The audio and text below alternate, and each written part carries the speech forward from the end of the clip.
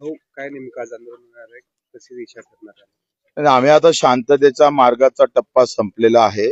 आता जर सरकारनं दखल जर घेतली नाही तर काही होऊ शकतं. म्हणजे त्याचा अंदाज लागू शकत नाही. आम्ही त्रिशूल घेऊनही चालणार आहोत. या सगळ्या संदर्भात अजूनही 4 वाजेपर्यंत सरकारला आमचं वेळ आहे. 4 नंतर आम्ही काही करू शकतो. कुठल्याही स्तरावर जाऊ शकतो.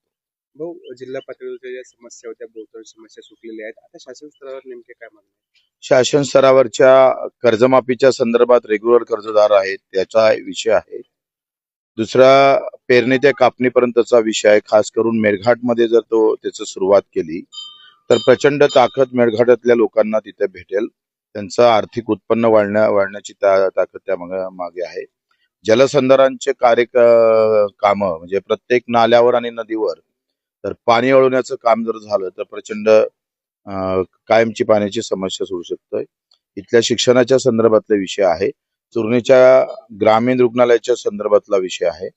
त्याचं अपडेट म्हणजे शनिवर्धित करणं गरजेचं आहे.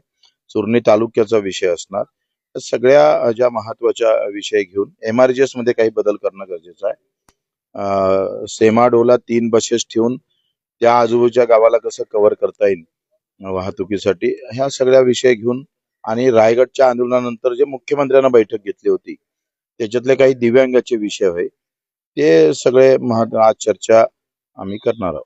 आंदोलनाचा आज 9वा दिवस आहे. महाराष्ट्राचे मंत्री आहेत, पालकमंत्री कुणाशी काही बोलणं झालं फोनवर? पालकमंत्री मला वाटते बावनकुळे ते इराणच्या युद्धात व्यस्त आहे. त्यांना इकडे वेळ भेटला नाही. मला असं वाटतं का एवढा निर्दयी माणूस मी अजूनही आयुष्यात पाहिला नाही. पालकमंत्री असताना साधा एखादा फोन, त्याची विचारपूस, त्यांना असं वाटतं इथला आदिवासी, इथला गवळी समाज, इथला भलई समाज मेला तरी चालते, यांना आंदोलन करू द्या, यांच्यावर गुन्हे दाखल करा, अशी एकंदरीत भूमिका पालकमंत्र्याची दिसतं. त्यांना एकंदरीत याच्यात राजकारण करायला पाहिजे नव्हतं. आम्ही पुऱ्या दौऱ्यामध्ये कधीही कोणत्याही राजकीय पक्षावर बोललो नाही किंवा सरकारवर बोललो नाही, परंतु ते आता बोलण्यास भाग पडत आहे. पालकमंत्र्याला वेळ भेटू नये एवढी राजकारण करण्यात इथे पिण्याचं पाणी भेटत नाही.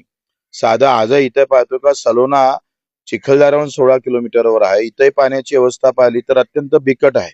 आणि अशा पालकमंत्री फक्त राजकारण करत असेल, इथले MP ची वाळू रेती जे येतं ते झिरो रॉयल्टीवर येतं आणि महाराष्ट्र त्याच्यावर रॉयल्टी लावतोय.